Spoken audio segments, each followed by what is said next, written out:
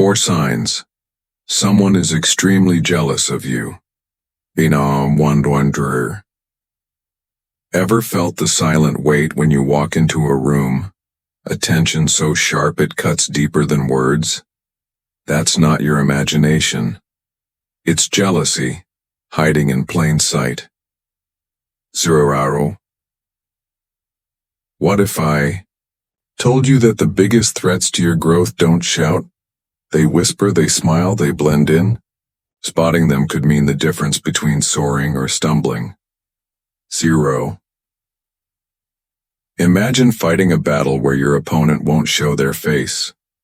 Welcome to the unseen war of envy, where your peace is both your shield and your sword.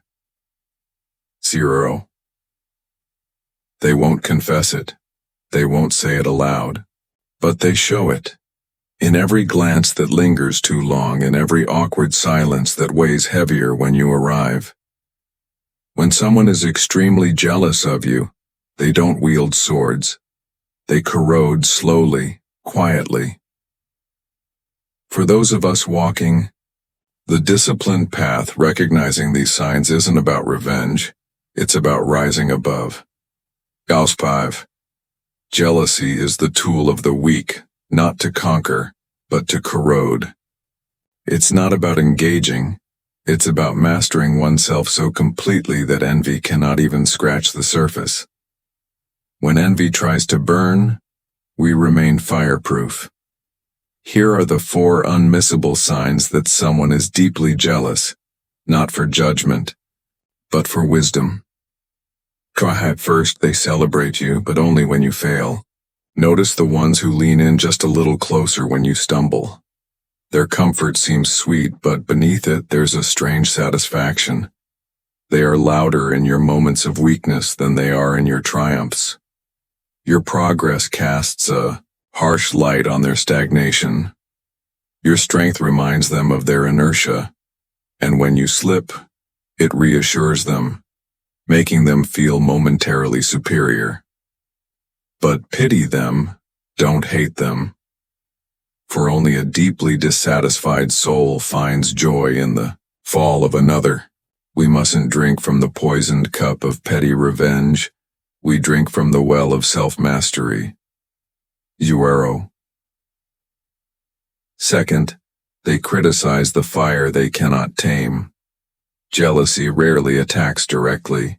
It hides behind concern, behind casual remarks like, "Don't overwork yourself," or "You're fine the way you are." They don't criticize out of care. They do it because your evolution unsettles them.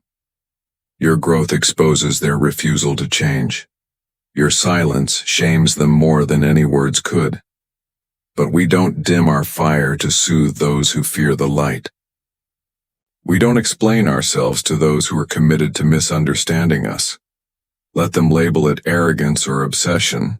We call it purpose, and that is what truly terrifies them. 0. Third, they compete without admitting it. They watch, they copy, they race a race you're not even running. They mimic your moves, shadow your steps, trying to outshine you without acknowledging the battle.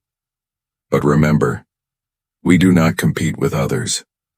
Our only true enemy lives within. Those who battle their own demons have no time to worry about outside applause. When they try to outdo you, stay calm. When they seek your attention, remain indifferent. Their storm is theirs to navigate. Your serenity will be your armor, and your silence your sword. 5 come forth. They downplay what they secretly admire. Compliments from a jealous heart are rare, and when they come, they arrive tainted. They'll say, "You just got lucky," or "It's not that big of a deal." But deep down, they know they couldn't replicate your sacrifices, your discipline, your silent wars fought in lonely hours. What they call luck was your relentless grind. What they belittle was the mountain you conquered. But we don't argue with small minds. We don't seek validation from the insecure. We smile, not because we accept their dismissal, but because we have already validated ourselves. Kero.